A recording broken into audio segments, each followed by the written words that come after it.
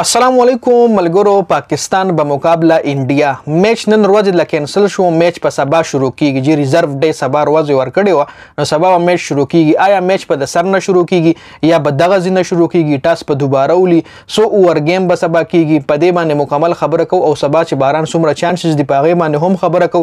خو مین ویډیو کې موږ خبره کو د پاکستان په پرفارمنس باندې، نن سپیشلی په فیلډینګ باندې چې فیلډینګ نن ډیر خراب وشو او بالینګ پلانینګ هم داسې زبردست پلانینګ سره بالینګ نه شوی. په باندې هم خبره کو نو ویډیو مکمل وګورئ. ټونه پهله خو په سکور کارت موږ نظر واچو نو انډیا کړي په 24.1 اورونو کې 147 رنز چې سکور ډیر زیات دی. صرف او صرف دوه کلاړیان اوټ دي جی. رن ریټ 6 نه زیات دی، 6 رنز نه زیات رن ریټ دی جی.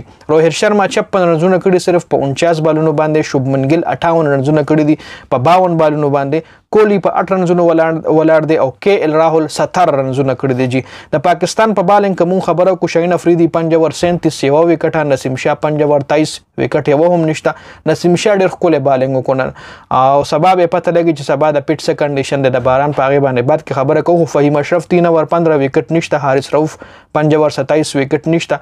شاداب خان 6.1 کې 45 اور یو وکټ جی.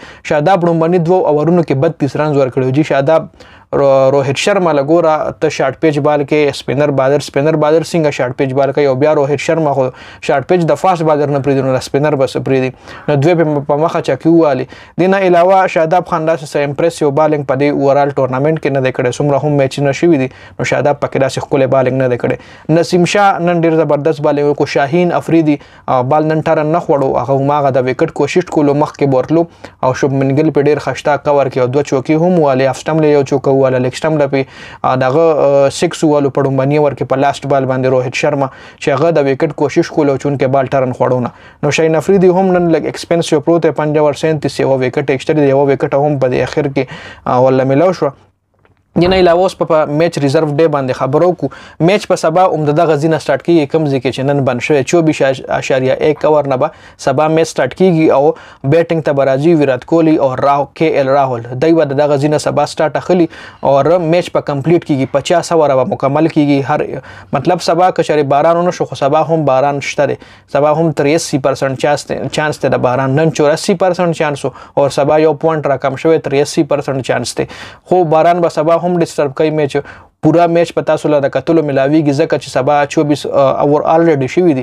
سبا موږ سره ټول ورځ د سریلانکا مطلب باران به پکې کیږي دی چې سبا هم باران وشي خو میچ په کمپلیټ کیږي جی.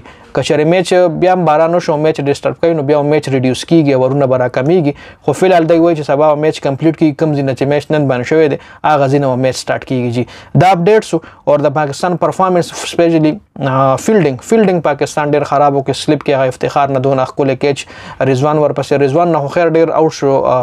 نسیم شاه بال چې د وکټ نه تیر شنو د نورم سوینګ خوري اخو افسټم لزورو کې نو نسیم شاه بال بیا پیسم پکې ډیر زیاتو نو افتخارم ورپسې ټرایونه کا بل ور سره چې کم سلمان هغه وغم په سیکنډ سلیپ کې ولاړو هغه ورپسې داسې ټرایونه کنو کې چې هغه نه علاوه نور هم پاکستان نه مطلب داسې خپل فیلډینګ نه کړي. په سیکنډ اور کې شاهین افریدي کیچ هم ډراپ کو لګت لري خو کسای کمپلیټ پرفیکټ ډای ورپسې ډولې و نو کیچ هم کې دی شو د شوبمن ګیل په سیکنډ اور کې نسیم شاه په بال باندې د ما خیال غلی اینډ باندې شاله په بونډای باندې نو کیچ لګران هو کې دی شو مطلب امپوسیبل نو پوسیبل نو دا اپډیټ سو سبا بل دغه ځینه میچ سٹارټ کیږي بیا په ان شاء الله خبره کو. ډیر زیات مننه جی. والسلام.